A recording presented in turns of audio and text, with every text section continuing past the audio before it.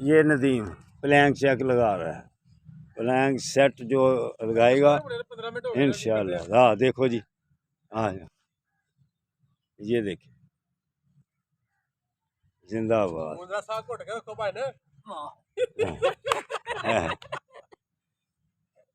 आज सब लेट आए थे ना। जिंदाबाद।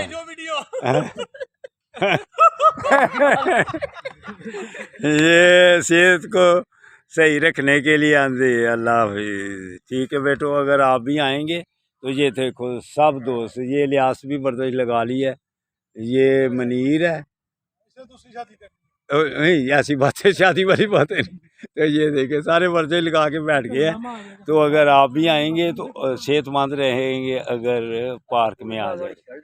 हाँ जी, अगर पार्क में आओगे, हाँ जी, अगर पार्क में आप आएंगे तो इंशाल्लाह ताला फिर इन बेटों की तरह और मेरी तरह सेहतमंद रहोगे अल्लाह की मेहरबानी से।